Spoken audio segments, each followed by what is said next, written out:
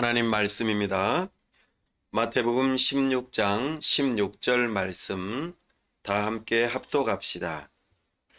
시몬 베드로가 대답하여 이르되 주는 그리스도시요 살아계신 하나님의 아들이시니이다. 아멘. 다 함께 기도하겠습니다. 하나님 아버지 은혜와 사랑을 감사합니다. 복되고 거룩한 주일 하나님 앞에 나아왔습니다. 우리의 마음이 하나님을 향하기를 원합니다. 우리가 이 시간 하나님의 영광을 보기를 원하고 하나님의 말씀 듣기를 사모합니다. 성령 하나님, 우리에게 은혜를 주옵소서. 눈과 귀를 열어 주옵소서. 주님을 만나 배웁기를 원합니다. 우리가 하나님을 만날므로 성령으로 충만케 하시고 우리 주님을 뜨겁게 사랑하는 마음으로 가득하게 하여 주옵소서. 이 시간 우리의 마음을 들여 우리의 손과 발을 들여 주님의 말씀에 겸손하게 순종하고자 결단하는 시간 되게 하여 주옵소서. 하나님 아버지, 우리가 하나님의 나라를 이루는 일로 교회를 세우게 하시고 이곳 쉬피랜드 어학원에서 예배할 수 있도록 우리의 처소를 이끌어 주심을 감사합니다.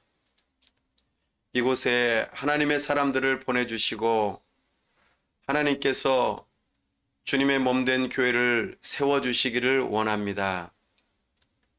우리에게 만나는 사람들, 우리 하나님께서 선하게 인도하시고 그들 가운데 하나님의 백성들을 주께로 인도할 수 있도록 우리에게 전도할 수 있는 힘을 주시고 또한 만나는 사람들을 우리 주님께서 마음을 주셔서 함께 교회로 세워져 가는 역사가 있도록 은혜 베풀어 주시옵소서.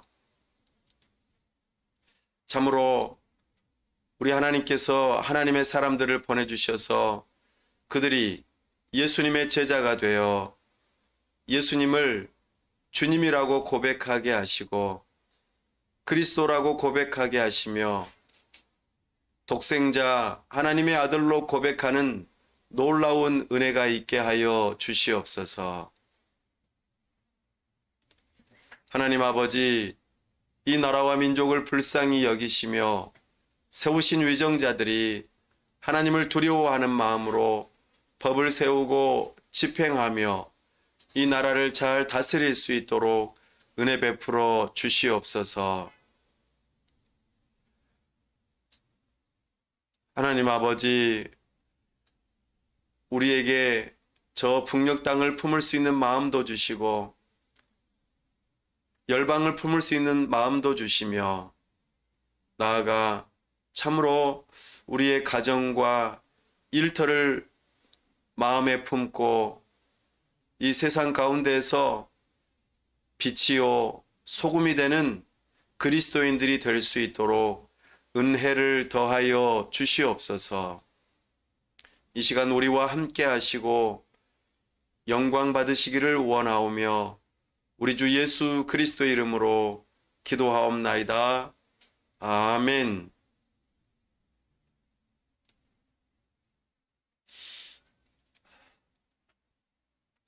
오늘은 기독교의 기본 진리로 사도신경에 대한 내용으로 세 번째 시간을 함께 합니다. 오늘 설교의 주제는 예수님은 누구이신가 입니다. 예수님은 누구신가? 사도신경은 기독교라고 하는 정체성을 드러내는 가장 중요한 고백입니다. 나는 기독교입니다 라고 종교를 말하는 사람들은 사도신경을 신앙 고백합니다. 사도신경의 가장 핵심이 되는 내용은 바로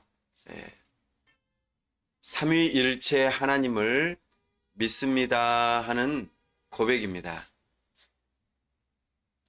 사도신경은 총 12개의 항목으로 신앙 고백의 내용이 담겨 있습니다. 우리가 무엇을 믿는가? 우리는 삼위일체 하나님을 믿습니다. 이것이 기독교의 신앙이죠. 이 기독교는 사도적인 신앙 고백을 담고 있습니다. 예수님의 제자들이 이 고백을 하였고, 또 그 제자가 고백하였고, 또 그 제자가 고백하였습니다. 그렇게 2000년이라고 하는 역사가 흘러왔습니다. 이 고백은 사실 구약 성경에서부터 신약 성경, 오늘날에 이르기까지 동일하게 하나로 이루어지는 신앙 고백입니다. 그러니 기독교를 믿습니다. 이런 사람들은 사도신경을 알고 있고 또 그것을 입으로 시인하기도 하고 함께 공부하고 설교를 듣죠. 그리고 그럴 때마다 저는 이 고백이 참된 나의 고백입니다 하며 아멘이라고 말합니다. 사도신경의 큰 구조가 삼위일체 하나님에 대한 내용으로 담겨 있다 하였습니다. 첫 번째가 성부 하나님. 지난주에 우리가 배웠던 첫 번째 항목이죠. 성부 하나님은 어떤 하나님인가? 창조주 하나님이시다. 창조하시려면 전능하신 하나님이셔야 한다. 그렇게 말씀드렸죠. 근데 그 하나님이 우리의 아버지가 되신다. 삼위일체 하나님께서 전능하셔서 천지를 창조하신 것은 맞지만 창조에 대한 가장 또 근본적인 하나님으로 우리가 성부 하나님을 고백할 때에 첫 번째 항목을 우리가 사용합니다. 그리고 오늘 두 번째 항목, 여기서부터는 바로 성자 예수님이 하나님이신 것을 고백하는 것부터 시작되어지죠. 그래서 전능하사 천지를 만드신 하나님 아버지를 내가 믿사오며 그 외아들 우리 주 예수 그리스도를 믿사오니 이는 성령으로 잉태하사 동정녀 마리아에게 나시고 본디오 빌라도에게 고난을 받으사 십자가에 못 박혀 죽으시고 장사한 지 사흘 만에 죽은 자 가운데서 다시 살아나시며 하늘에 오르사 전능하신 하나님 우편에 앉아 계시다가 저리로서 산 자와 죽은 자를 심판하러 오시리라. 이렇게 7번째 항목까지 해서 성자 예수님이 하나님이십니다 하는 이 고백이 담겨 있습니다. 예수님에 관련된 항목이 6개나 있습니다. 이 6개의 항목 중에서 첫 번째 하나가 오늘 주제에 해당되는 것입니다. 예수님은 누구이신가? 이것이 두 번째 항목에 해당되는 주된 내용입니다. 그러면 세 번째 고백부터 7번째 고백까지는 무엇일까요? 바로 예수님이 무슨 일을 하셨는가입니다. 그래서 두 번째 항목은 예수님의 정체성, 예수님은 이름의 뜻이 무엇이고 예수님의 신분은 무엇이고 예수님의 직분은 무엇인가, 그 정체성에 대해서 알려주는 항목이 오늘 두 번째 예수님은 누구신가 라는 것입니다. 그러면 세 번째부터 7번째까지의 내용은 그 정체성에 따라서 무슨 일을 하셨는가 이것을 고백하고 있습니다. 예수님은 누구신가? 예수님은 무슨 일을 하셨는가? 그러니 오늘 굉장히 중요한 신앙 고백이라 말할 수 있습니다. 예수님은 누구신가에 대한 항목으로 오늘 네 가지를 이야기하고 있습니다. 첫 번째가 무엇입니까? 우리 주. 두 번째는요, 예수. 세 번째는요, 그리스도. 그분이 누구라고요? 네 번째가 하나님의 아들. 이렇게 예수님의 정체성을 알려주는 항목이 네 가지나 됩니다. 상당히 많죠? 한 문장 안에 예수님의 정체성을 네 가지로 표현합니다. 이것을 하나하나 살펴보면서 예수님이 누구이신가? 이것을 알 수 있기를 바랍니다. 그리고 그 예수님을 우리가 참으로 믿을 수 있기를 바랍니다. 준비되셨나요? 네. 그렇다면 먼저 예수라고 하는 이름부터 우리가 살펴볼 수 있기를 바랍니다. 예수라고 하는 그 이름은 원래 예수님의 이름이죠. 예수님의 이름의 뜻은 무엇일까요? 예수. 사람마다 각자의 이름이 있고 그 이름의 뜻이 있겠죠? 김수한무, 두루미와 거북이, 뭐 이렇게 이름을 길게 써서 오랫동안 살아라, 아주 장수하면서 길게 살아라 라고 했던 뜻으로 이름을 길게 지어준 그런 동화도 전래동화도 있습니다. 근데 그 친구의 이름을 말하다가 너무 길어가지고 물에 빠지는 그런 일들도 있었죠. 구해내기 어려운. 사람마다 이름의 뜻이 있죠. 그리고 그 이름값을 하면서 이 세상에서 살아라 하고 부모님이나 또 어떤 좋은 분들이 이름을 지어주기도 합니다. 사람이 살면서 자기 이름값만 잘해도 참으로 이 세상은 좀 더 밝아질 것입니다. 그러나 자기 이름의 정체성을 잊어버리고 그냥 되는 대로 그냥 마음껏 살아버리면은 이 세상은 점점 어두워질 것입니다. 오늘 예수님의 이름의 뜻을 알려주는 성경이 있습니다. 바로 마태복음 1장 21절 말씀이죠. 아들을 낳으리니 이름을 예수라 하라. 하나님께서 이름을 지어주셨어요. 예수님의 부모님이 되는 요셉, 마리아가 이름을 지은 것이 아니라 하나님께서 이름을 지어주셨죠. 그 이름의 뜻이 무엇입니까? 자기 백성을 저희 죄에서 구원할 자, 이런 뜻이 담겨 있습니다. 와, 조금 더 줄여보면은 구원자라는 뜻입니다. 예수님의 이름의 뜻은 무엇이라고요? 구원자입니다. 구원한다. 구출되어진다. 뭔가 살림을 받는다. 생명을 얻는다. 무엇으로부터 그런 것이죠? 죄로부터. 악한 원수 마귀로부터. 하나님의 진노와 저주로부터 구원을 받는다. 그렇게 말하죠. 예수님의 이름의 뜻이 그렇게 담겨 있습니다. 예수님의 별명은 뭘까요? 여러분들도 별명이 있으시죠? 별명 없으신가요? 별명, 예수님의 별명은 무엇입니까? 임마누엘. 임마를 너무 오래 끌면은 욕처럼 느껴지죠? 아니면은 그냥 함부로 부르는 것처럼 느껴질지 모르겠습니다만, 임마누엘, 이건 예수님의 별명이에요. 이 임마누엘은 어떤 뜻을 담고 있습니까? 이것도 하나님께서 지어주신 별명이에요. 임마누엘. 뭘까요?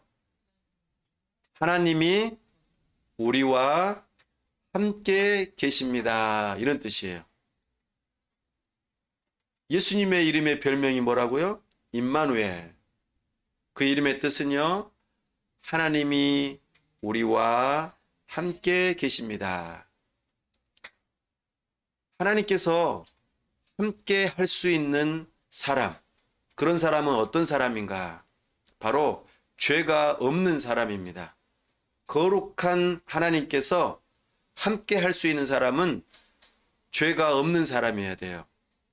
하나님의 진노와 저주로부터 벗어난 사람이 되어야 해요. 악한 원수마귀의 종이 안 되어야 해요. 그래야만 하나님께서 함께 하실 수 있으십니다. 사랑하는 여러분, 여러분은 어떤 사람입니까? 예수님은 우리의 구원자이시고 하나님께서 함께 하시는 분이십니다. 참으로 이런 예수님을 우리는 믿어야 합니다.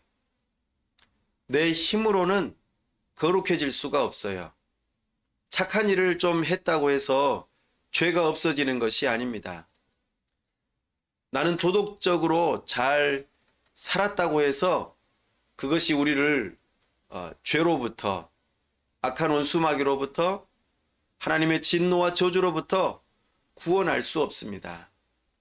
어느 누구도 자기의 양심이라고 하는 거울에 자신을 비추어 보았을 때 한 사람도 흠이 없는 사람이 없습니다. 그것이 잘 안 보일 뿐이죠. 어두컴컴한 곳에서 검정색 옷을 입고 있고, 그러면 자기 자신의 몸에 어떤 더러운 것이 묻었다는 것을 금방 발견할 수 있을까요? 결코 그렇지 않습니다. 밝은 빛이 있고 밝은 옷을 입어야지만이 내 몸에 먹물이 튀거나 김치국물이 흐르거나 여러 가지 공중에 떠다니는 먼지마저도 밝은 곳에서 보이게 되어 있습니다. 우리가 죄인이라는 것은 밝은 하나님 앞에 나아갈 때에 발견되는 것입니다. 우리는 하나님 앞에 나아갈 때에 한 사람도 자기가 의롭다고, 나는 죄인이 아니라고 말할 수 있는 사람은 없습니다. 이처럼 예수님의 이름의 뜻은 우리의 구원자라고 하는 뜻입니다. 예수라고 하는 이 이름이 헬라어로 구원자라는 뜻입니다.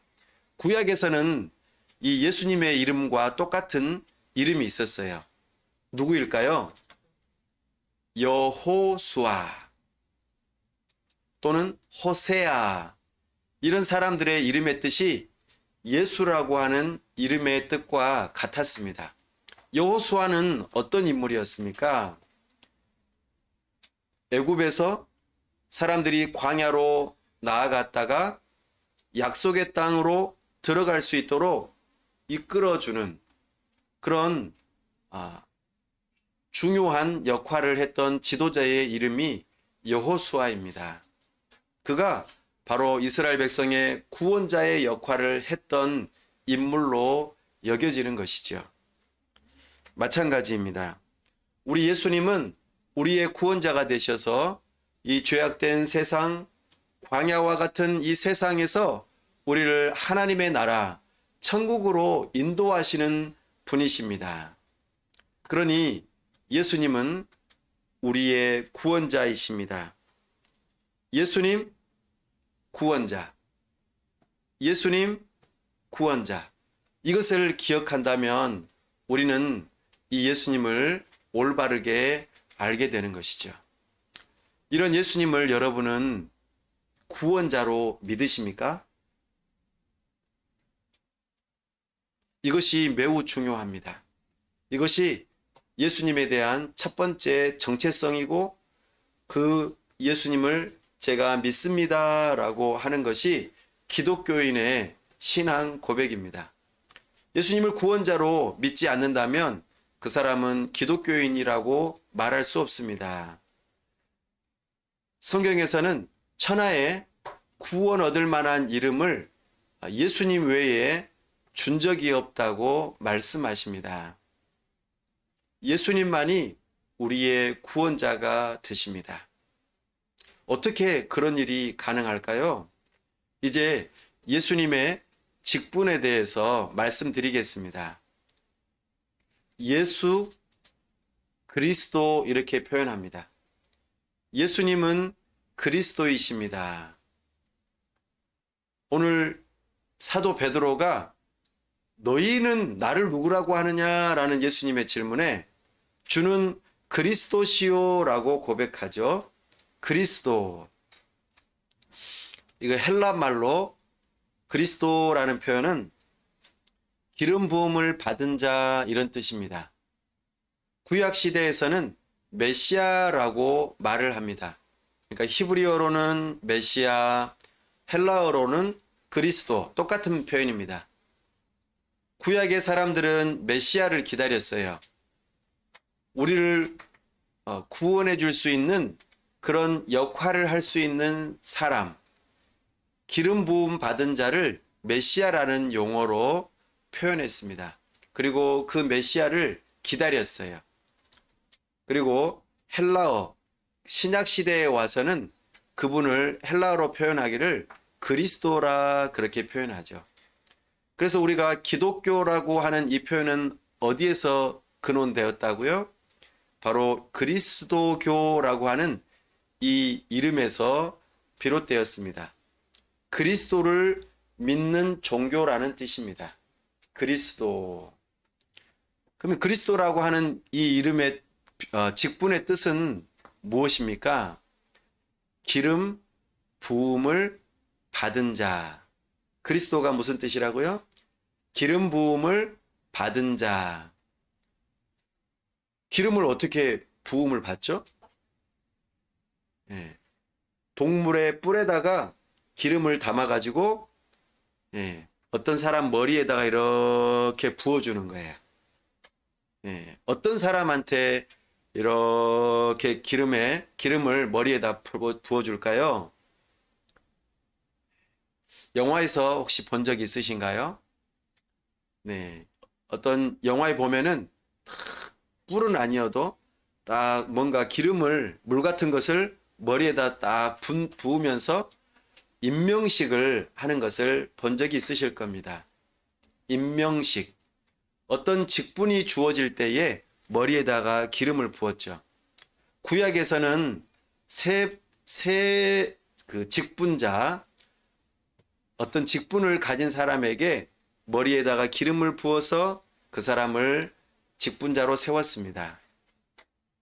첫 번째는 왕, 두 번째는 제사장, 세 번째는 선지자. 이 세 직분을 향하여서 머리에다가 기름을 붓고 임명식을 했습니다. 당시에는 임명장이라고 하는 게 없었어요. 다 임명장, 누구누구를 선지자로 임명함, 이렇게 임명장 종이로 주지 않았습니다. 머리에다가 기름을 부어서 선지자로 임명했고, 제사장으로 임명했고, 그리고 왕으로 임명했습니다. 그러면 선지자는 어떤 역할을 하는 사람이죠? 하나님의 뜻을 다 말씀을 듣고 사람들한테 그대로 전달하는 사람이 선지자예요. 말도 하고 그것을 글로 남기기도 했죠. 하나님의 뜻을 온전히 가르치고 전달하는 사람, 그 사람이 바로 선지자였습니다. 두 번째, 제사장은 어떤 사람이죠? 제사를 지내는 사람입니다. 제사를 왜 지냈죠? 하나님께 나아가서 죄 용서를 구하고 하나님으로부터 말씀을 듣고 복을 받고 참으로 기도를 해주면서 하나님과의 만남을 연결해주는 사람의 직분이 제사장이었습니다. 아주 중요한 역할이었죠. 세 번째, 왕은 어떤 사람입니까? 왕은 바로 한 나라를 통치하고 다스릴 수 있는 사람이 바로 왕입니다. 오늘날에는 왕이라고 하는 직분이 거의 없죠. 그러나 옛날에는 왕이라는 직분을 가지고 이제 그 나라 한 나라를 법을 세우고 그리고 재판하고 또 외적이 쳐들어오면 나가서 싸우기도 하고 사람들이 잘 먹고 평안하게 살 수 있도록 그렇게 한 나라를 다스렸던 사람이 왕입니다. 이런 세 개의 직분을 가진 사람에게 머리에 기름을 부어서 그 일을 하게 했죠. 근데 이 세 직분을 지금 누구에게 주신다고 말씀하시죠? 바로 예수님에게 주신다 말씀하십니다. 예수님은 우리를 죄에서 구원할 자이십니다. 그 구원자의 역할을 감당하기 위해서 이 세 직분을 다 주세요. 예수님은 하나님 나라, 하나님의 뜻을 전도하고 선포하고 가르치는 일을 했어요. 그래서 사람들로 하여금 그들의 심령이, 마음이 또 알고 있는 것들을 새롭게 하고 복음을 들을 수 있도록 가르치셨어요. 이런 분이 바로 예수님이세요. 사람이 구원을 받으려면 하나님의 말씀을 들어야 됩니다. 아, 내가 죄인이구나. 이걸 깨달으려면 하나님의 말씀을 들어야 돼요. 그러면 그 죄로부터 또 죄의 형벌로부터 내가 어떻게 하면 구원받을 수 있습니까? 라는 질문을 할 수 있도록 말이죠. 이것이 예수님께서 하신 직분의 역할, 선지자의 역할이었습니다. 그때에 우리 예수님을 소개하고 예수님을 믿는 자들에게 구원이 있다는 것을 우리에게 말씀해 주십니다. 예수님께서는 두 번째로 어떻게 구원을 이루실까요? 바로 제사장의 직분을 감당함으로 구원을 이루십니다. 제사장은 동물을 죽여서 피를 뿌리고 그 희생으로 하나님 앞에 그 동물을 불태우거나 여러 가지 곡물을 이렇게 곱게 갈아서 하나님 앞에 드리면서 하나님께 희생 제사를 드렸습니다. 그와 마찬가지로 예수님께서는 대제사장이시면서도 당신이 직접 제물이 되셔서 십자가에 못 박혀 죽으시는, 마치 어린 양이 제물로서 드려졌던 것처럼 자기 자신의 몸을 십자가에 못 박혀 죽으심으로 제사장의 직분을 감당하십니다. 당신의 몸을 죽이셔야만 우리의 모든 죄의 문제를 해결하실 수 있기 때문에 이것이 하나님의 뜻이었습니다.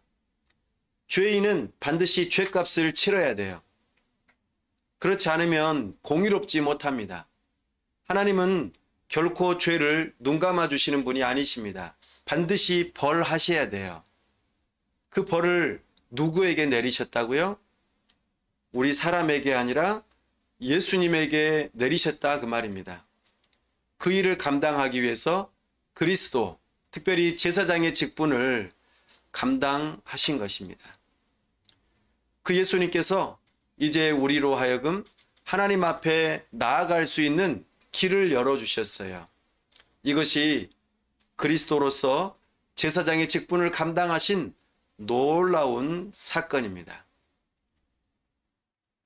제사장은 제사를 지낼 뿐만 아니라 사람들을 위해서 기도도 해주게 되어 있어요. 우리 예수님은 지금도 하나님 보좌 우편에서 우리를 위해서 기도를 해주시고 계십니다. 우리를 위하여 기도를 가르쳐 주실 뿐만 아니라 기도할 수 있도록 도와주시고 우리의 연약함을 위해서 하나님 아버지 앞에 용서를 구하며 기도해 주시는 분이 예수님이십니다. 그 예수님께서 이렇게 중보자로서 제사장의 역할을 감당하고 계시는 것이지요. 죄 용서함을 받으려면 우리는 예수님이 그리스도로서 제사장의 직분을 감당하셨다는 것을 믿어야 합니다. 예수님께서 역사 가운데 십자가에 못 박혀 죽으시고 참으로 우리의 모든 죄를 다 씻으셨다. 실제로 죽으셨다는 것을 우리는 믿어야 합니다. 그때에 우리는 구원을 받을 수 있습니다. 세 번째로 예수님의 직분의 또 한 가지는 왕입니다. 예수님은 죽음으로 끝나지 아니하시고 사흘 만에, 성경대로 사흘 만에 다시 살아나셨습니다. 예수님의 죄 없으심이 증명되는 사건입니다. 부활하신 그 예수님께서 의로우신 분이심을 우리로 하여금 알게 하십니다. 그러니 이런 부활하신 예수님을 우리가 믿는다면 우리는 비록 죄인이지만 우리를 의인 되게 하신다 약속하십니다. 우리가 어떻게 의인이 될 수 있는가? 의인이신 예수님을 믿을 때에 예수님께서 우리를 의롭다고 여겨주십니다. 의를 우리의 것으로 값없이 주신다 약속하십니다. 우리의 노력으로, 우리의 의로운 행동으로 의인이 될 수 없습니다. 예수님의 십자가의 죽으심과 부활하셔서 얻으신 그 의를 우리에게 주셔야만 우리는 의인이 되는 것이죠. 이런 사람들이 하나님 앞에 나아갈 수 있고 구원을 받을 수 있습니다. 이런 예수님을 여러분은 믿으십니까? 사람들은 이런 예수님을 참으로 믿어야만 하는데 그렇게 발견하지 못했어요. 예수님 당시의 유대인들은 예수님을 왕으로만 생각했어요.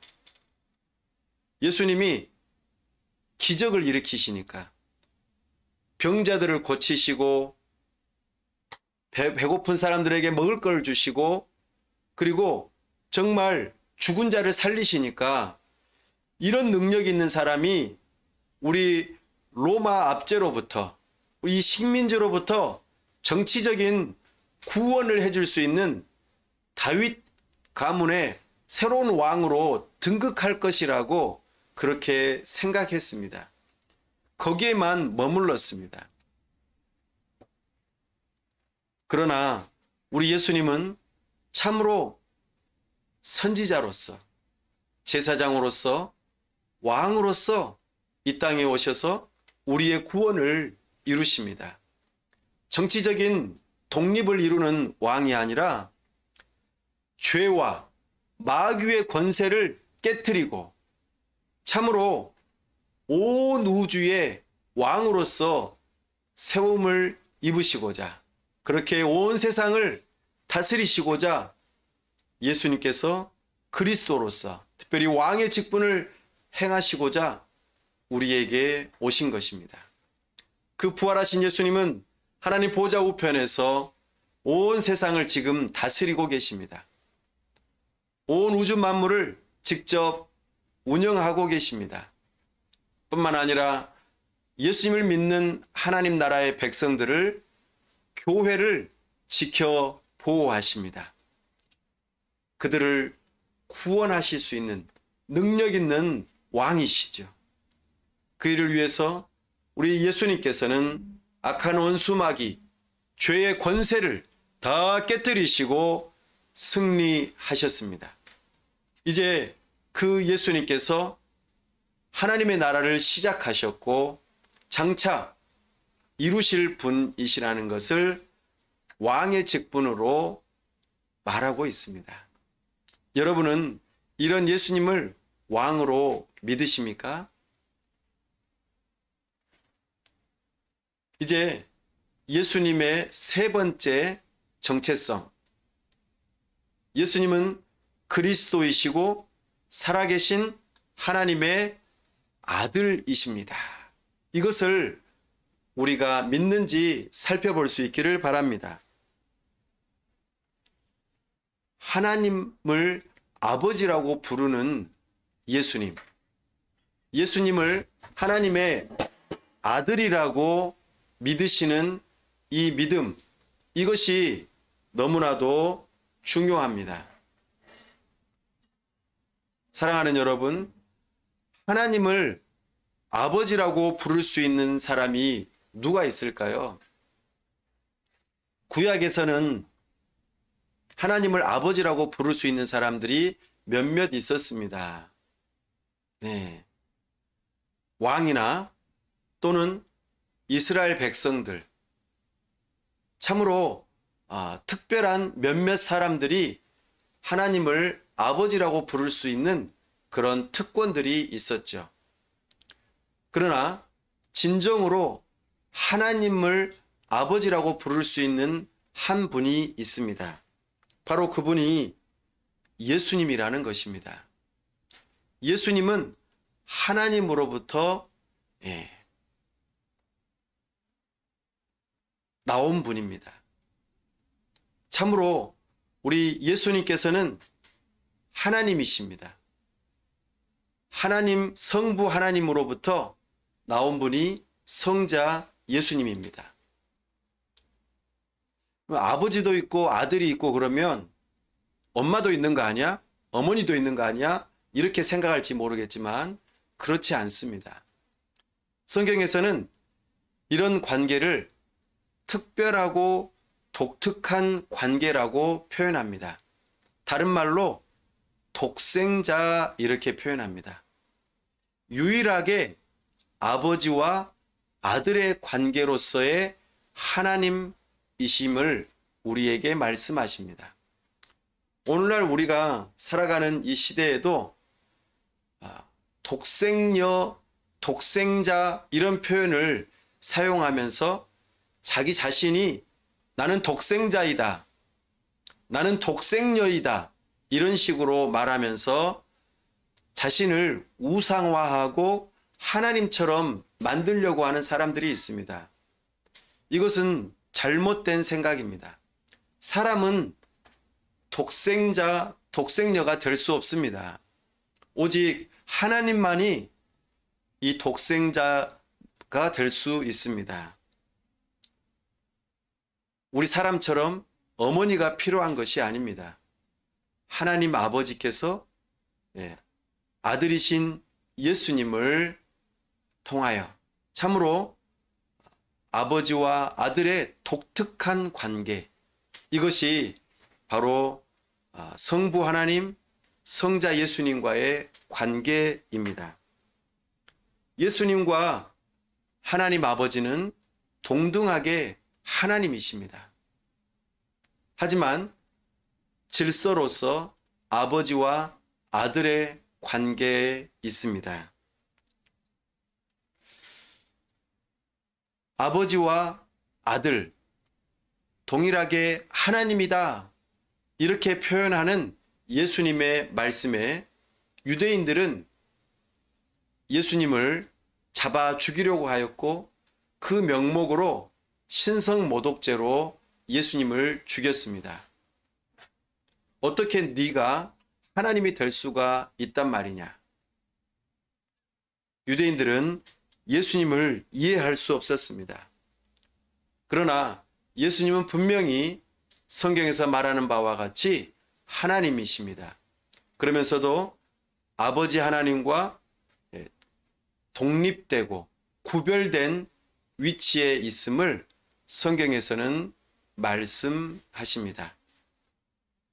이런 예수님에 대한 생각이 또 사람들에게 이해시키고자 또는 다양한 생각들로 말하다 보니 예수님의 정체성을 혼란스럽게 가져가는 경우가 많이 있었습니다. 예를 들면 예수님은 하나님이 아니다. 하나님으로부터 창조된 피조물일 뿐이다. 다만 우리 사람보다는 좀 뛰어난 분이다. 그래서 예수님의 신성을 부인하는 사람들도 있었습니다. 그러나 이것은 성경에서 말하는 예수님의 하나님의 아들 되심의 표현이 제대로 된 것이 아닙니다. 또 반대로 예수님은 하나님이신 것은 맞아. 그러나 사람은 아니야 라고 표현하는 사람들도 있었습니다. 그러나 이 예수님이 하나님이신데 사람이 안 돼 버리면 우리의 구원은 이루어질 수가 없습니다. 사람을 구원하려면 반드시 사람이 구원자가 되어야 합니다. 이것은 다음번에 좀 더 설명하겠습니다. 예수님께서 하나님이시면서도 사람이시라는 것을 우리는 알고 믿어야 합니다. 참 하나님이시요 참 사람이신 이분이 예수님이십니다. 하나님의 아들이라는 이 표현은 바로 그런 표현입니다. 요한복음 1장 14절에서 말씀이 육신이 되어 우리 가운데 거하심에, 그 말씀이신 하나님이 곧 하나님과 독특한 관계에 독생자로서 우리에게 오셨다고 성경에서는 말씀하십니다. 우리 머리로서는 다 이해하기 어렵지만 하나님과 예수님은 독특한 관계이시고 하나님으로서 동등하시지만 아버지와 아들로서 구별된 분이라는 것을 우리는 믿습니다. 이것이 성경에서 말하는 예수님의 하나님 아들 되심에 대한 고백입니다. 이것을 한자어로 독생자 이렇게 표현합니다. 예수님은 참 하나님이시요 참 사람이십니다. 아버지 하나님과 구별되게 아들 예수님이시지만 동등하게 하나님이십니다. 이렇게 고백하는 것, 이것이 바로 하나님의 아들이십니다. 그러면 우리도 하나님의 아들, 딸이 된다고 말하죠? 어떻게 할 때 하나님의 아들, 딸이 된다고 말합니까? 예수님을 믿는 사람들이 하나님의 아들, 딸이 되는 권세를 받는다고 말합니다. 예수님께서 하나님의 참 아들이심을 믿는 자들에게 하나님의 자녀가 되는 권세를 주신다고 약속하셨어요. 그러면 우리는 하나님과 어떤 관계로서의 아들, 딸일까요? 이것을 한자어로 양자 이렇게 표현합니다. 하나님 아버지와 아들이신 예수님은 유일하고 독특한 관계예요. 그러니까 하나님을 아빠, 아버지라 부를 수 있는 유일한 분은 누구라고요? 예수님이세요. 그런데 우리가 예수님을 믿는 믿음으로 서로 연합이 되어지면 우리가 예수님 안에 들어가고 예수님이 우리 안에 들어오는 놀라운 영적인 일이 있게 되어집니다. 그러면 우리는 예수님의 지체로서 교회가 되어지니까 예수님이 하나님을 아빠, 아버지라 부르는 것처럼 우리도 예수님 때문에 하나님을 아빠, 아버지라 부를 수 있는 그런 영적인 양자의 관계가 된다는 것입니다. 이것을 깨닫게 하시는 분은 성령 하나님이세요. 우리의 영혼이 새롭게 태어난다, 거듭난다 이렇게 표현합니다. 이럴 때에 우리가 하나님의 아들, 딸, 자녀가 된다고 말할 수 있죠. 그리고 하나님을 우리 아버지라고 부를 수 있는 독특한 관계. 그러나 우리는 양자로서 아빠, 아버지라고 부르는 것입니다. 양자 하니까 조금 안 좋은 것처럼 들려질지 모르겠지만 예수님 당시에 양자라는 표현은 어떤 표현이냐면 혈연으로 피로 맺어진 관계는 아니지만 내가 너를 아들로 딸로 삼겠다 하는 것은 그 아버지가 가지고 있는 모든 권한, 재산, 모든 것들을 자녀에게 다 물려준다는 뜻이 되는 것입니다. 그러니까 아주 특별한 놀라운 위치에 서게 되는 것을 말하는 것이지요. 이것이 예수님을 하나님의 아들이라고 믿는 사람이 받을 수 있는 놀라운 특권입니다. 우리는 예수님을 하나님의 아들로 믿을 때에 생명을 얻을 수 있습니다. 죄 용서를 받을 수 있습니다. 하나님을 아빠, 아버지라 부를 수 있고 성령을 선물로 받을 수 있고 하나님께서 가지신 모든 것을 우리의 것으로 받을 수 있습니다. 영원한 생명을 우리가 누리게 되고 하나님께서 주신 천국을, 하나님의 나라를 우리가 기업으로, 재산으로, 유업으로 이어받을 수 있는 것이죠. 놀라운 위치 아닙니까? 바로 이것이 예수님을 하나님의 아들로 믿는 자에게 주어지는 특권입니다. 이제 마지막으로 예수님이 주님이 되신다 하는 고백입니다. 이렇게 예수님께서 우리의 구원자가 되시고 그 구원자가 되시기 위하여 그리스도로서 선지자요, 제사장이요, 왕으로서의 직분을 감당하시고 그분이 단순한 사람만이 아니라 하나님으로서 우리에게 믿어질 때 그분은 우리의 주님이 되신다고 말씀하십니다. 주님이라고 말을 한다면 이것은 부르는 사람은 자기 자신을 뭐라고 말하는 것이죠? 주인과 종의 관계가 된다고 말하는 것입니다. 사랑하는 여러분, 우리는 예수님을 믿기 전에는 누구의 종이었는가를 생각해 볼 필요가 있습니다. 우리는 바로 마귀의 종이 되었습니다. 죄의 종이 되었습니다. 우리는 아무리 착한 일을 하려고 노력해도 죄를 지을 수밖에 없어요. 왜냐하면 죄 안에 갇혀 있기 때문입니다. 마귀가 우리를 꽉 누르고 있기 때문에 아무리 내가 좋은 사람이 되려고 해도 좋은 사람이 될 수가 없어요.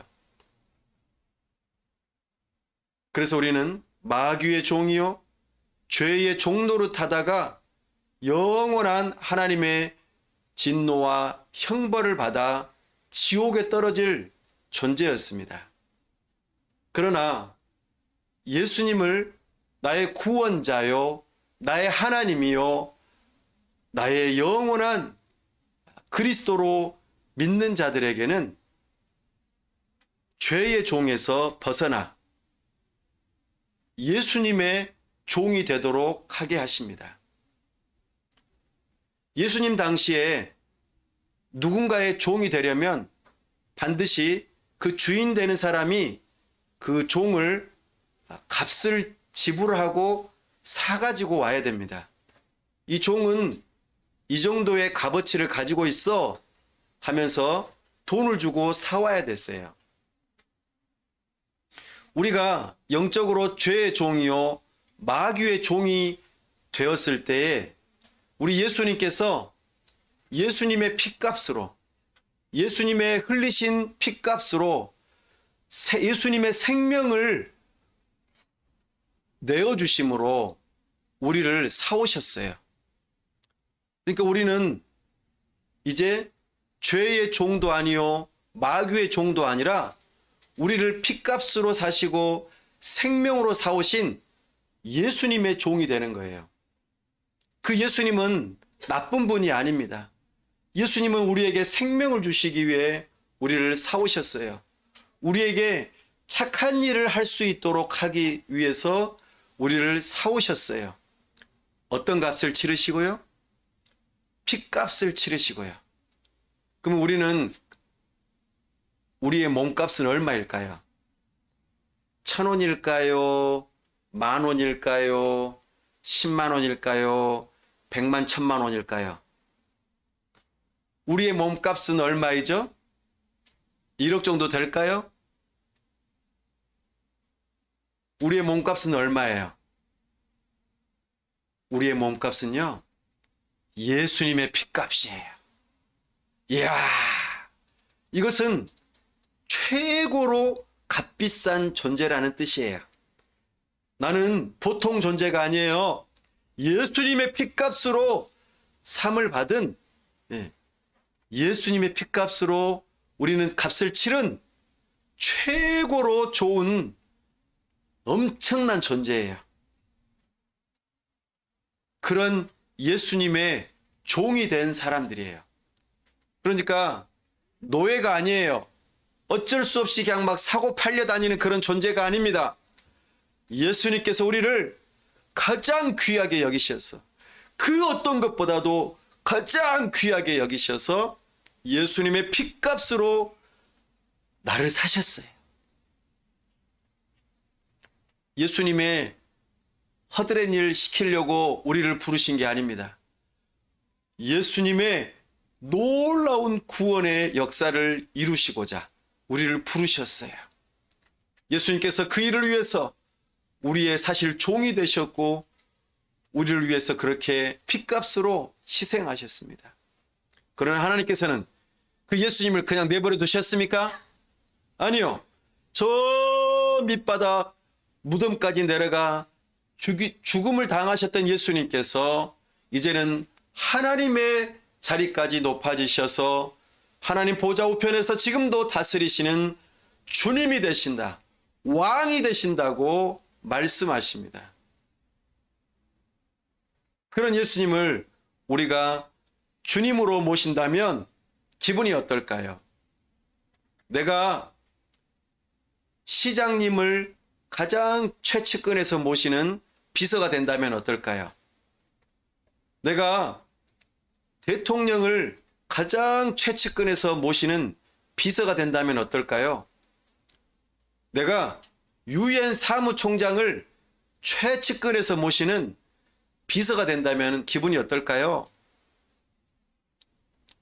하다못해 우리가 선생님을 잘 섬기는 반장이 된다면 기분이 어떨까요? 그것도 좋겠죠? 네. 하물며 온 우주의 주인이시고 모든 왕의 왕이시고 모든 생명의 주권자이신 예수님을 내가 모시는 종이 된다면 기분이 좋겠죠? 네. 지금 그런 예수님을 주님이라고 고백하는 것, 이것이 진정 기독교인이라고 말씀하세요. 예수님은 좋으신 분이십니다. 예수님은 하나님이세요. 우리에게 좋은 일을 시키시고 착한 일을 시키시고 우리로 하여금 영혼을 구원하고 주님의 몸된 교회를 세우고 하나님의 나라를 이루는 일로 우리를 부르고 계십니다. 그 예수님께서 우리의 삶을 주관하고 계세요. 나에게 좋은 일이 일어나든 나쁜 일이 일어나든 심지어는 죽는 일이 일어날지라도 그 예수님이 나의 주인이 되셔서 나에게 나의 모든 영원한 삶을 책임져 주신다면 그 어떤 것도 두렵지 않을 것입니다. 그 예수님을 주님으로 믿으십시오. 그러면 어떠한 일이 나에게 일어날지라도 우리는 두려움이 사라질 것입니다. 내 인생을 맡길 수 있으니까요. 예수님을 따르는 것은 나의 모든 생명을 거는 삶입니다. 내 인생을 거는 삶입니다. 예수님을 그냥 따르면 안 돼요. 예수님은 우리를 위해서 생명을 주셨어요. 그러면 우리도 예수님을 향하여 생명을 내어놓을 수 있어야 합니다. 그래서 예수님을 따르려거든 자기 십자가를 지고, 예, 자기 자신의 생명을 내어놓고 따르라고 요구하십니다. 이런 분이 예수님이세요. 그러면 내가 예수님 믿으면은 막 저기 아프리카 오지, 아마존 밀림에 들어가서 막 전도하면서 막 힘들게 살아야 되는 거 아니야? 막 저기 공산국가에 가서 막 목숨을 내놓고 순교해야 되는 거 아니야? 이런 생각할지도 모르겠습니다. 물론 그럴 수도 있겠죠. 그러나 예수님을 믿고 주님으로 고백하는 사람은 어떤 환경에 처하든지 상관없어요. 감당할 수 있는 능력이 안 되면 하나님 그런 사람들 보내시지 않습니다. 우리 예수님께서는 자기 자신의 생명을 내어놓으셨기 때문에 우리를 향하여 예수님을 따르는 자들은 그냥 팬으로서 전 예수님 너무 좋아요 하고 팬으로서만 따르라고 말씀하지 않으세요. 팬들은 어때요? 내가 좋아하는 연예인이 있는데 그 연예인이 좀 실망스러우면 어때요? 또 다른 팬을 찾아가잖아요. 다른 연예인을 찾아가잖아요. 그러면 안 된다는 거예요. 예수님을 그 정도로만 생각해서는 안 돼요. 예수님은 나를 위해 핏값으로 나를 사신 분이세요. 그런 예수님을 내 생명을 다해서 따르고 싶지 않습니까? 그것이 진정 예수님을 주님으로 고백하는 기독교인입니다. 예수님 당시에 로마 황제들을 향하여서 주님이라고 했어요. 로마 황제는 사람임에도 불구하고 하나님의 자리까지 높아져서 자기 자신을 주님이라고 불러라. 퀴리오스, 가이사를 주님이라고 불러라. 황제, 왕, 하나님이라고 불러라. 이렇게 요구했습니다. 그러나 기독교인들은 우리는 황제를 하나님이라고 부를 수 없습니다. 주님이라고 부를 수 없습니다. 오직 예수님만이 우리의 주님이십니다. 이렇게 고백함으로 인해서 사자밥이 되었고 검투사들의 칼에 쓰러지게 되었고 어떤 먼 나라의 종으로 팔려가기도 했습니다. 그 초대교회의 신앙이 바로 예수님을 주님으로 믿는 사람들의 신앙 고백이었습니다. 오늘날 우리는 그렇게 되지는 못할지언정 예수님을 주님으로 믿을 때에 내가 어떤 불이익을 당하거나 사람들로부터 손가락질을 당하거나 어떤 직장을 잃어버리거나 또는 세상 사람들이 동네 사람들이 나를 싫어하거나 그런 일을 겪을지도 모르겠습니다. 그러나 우리 주님께서는 그런 우리를 책임져 주시겠다고 약속하십니다. 우리 예수님을 주님으로 믿으십시다. 내 인생을 새롭게 하시고 새로운 생명을 주시고 구원을 주신 예수님을 그리스도요 하나님의 아들이시요 주님으로 믿읍시다. 이것이 우리가 살 길입니다. 이것이 참된 기독교인입니다. 이것이 우리에게 영원한 생명을 약속하시는 주님을 향한 고백입니다. 이런 주님을 찬송합시다. 이런 주님을 높입시다. 나의 가진 재능, 시간, 물질, 목숨, 몸, 손과 발, 내가 하는 모든 공부와 일, 이 모든 것들이 예수님으로부터 비롯된 것임을 기억하고 다 내어드립시다. 우리 하나님께서는 우리의 재물에 욕심이 있지 않으십니다. 온 우주 만물이 다 예수님의 것인데 우리에게 그것 빼앗아서 뭐 하시겠어요? 우리 예수님이 거지이십니까? 예수님이 나쁜 분이십니까? 우리의 것을 내어놓고 하나님의 영광을 위하고 하나님을 기쁘시게 하고자 하는 그 일에 쓰임받기를 원합니다. 사랑하는 여러분, 예수님은 그리스도이시고 하나님의 아들이시고 주님이십니다. 이것을 믿는 믿음을 가진 기독교인이 다 될 수 있기를 간절히 바랍니다. 오늘 여러분, 예수님은 구원자이심을 믿으십니까? 예수님의 별명은 임마누엘이었습니다. 예수님을 구원자로 믿는 자들에게 하나님께서 함께 하시겠다고 약속하십니다. 예수님은 그리스도이십니다. 우리에게 천국 복음을 선포하셨고 참으로 우리를 위하여 핏값으로 참으로 희생제물이 되셔서 제사장으로서 하나님과 우리 사이에 길을 열어주셨습니다. 예수님은 왕으로서 참으로 모든 권세를 가지시고 온 세상을 다스리십니다.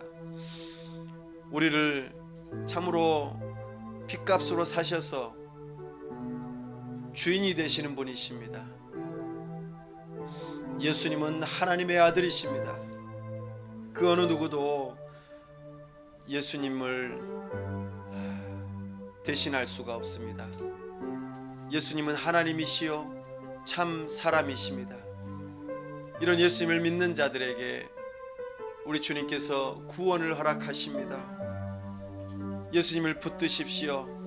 예수님께서 우리를 핏값으로 사셔서 우리에게 하나님의 자녀가 되는 권세를 허락하셨고 의의 종이요 예수님의 종이요 참으로 하나님의 종이 되도록 우리를 부르셨습니다.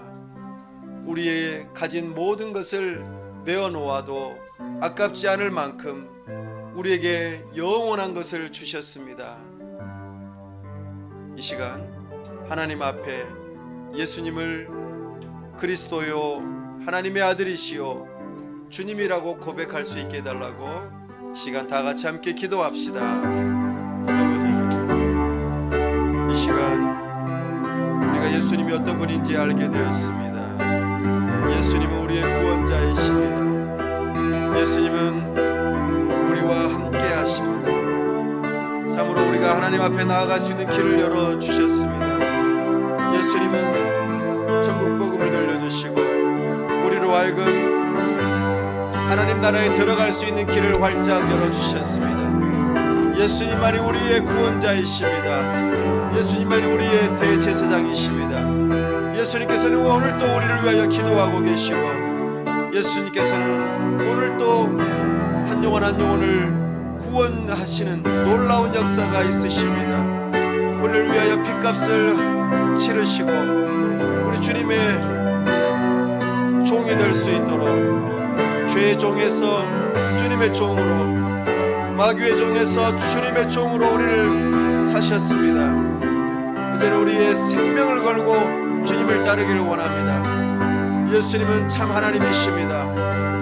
예수님을 믿는 자들에게 하나님의 자녀가 되는 권세를 주시겠다고 약속하셨사오니 우리가 예수님을 믿는 믿음으로 하나님의 자녀로서의 모든 것을 받아 누릴 수 있는 하나님의 자녀로서의 삶을 살아갈 수 있도록 주여 우리에게 예수님을 믿을 수 있는 믿음을 허락하여 주시옵소서.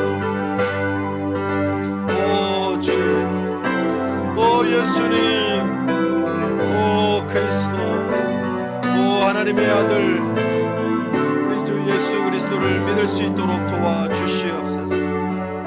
오 주여 은혜 베풀어 주시옵소서. 이 자리에 함께한 모든 심령들이 이 설교를 듣는 모든 자들이 예수님을 주님으로 그리스도로 하나님의 아들로 믿을 수 있게 하여 주시옵소서. 은혜 베풀어 주시옵소서. 우리 주 예수 그리스도의 이름으로 기도하옵나이다.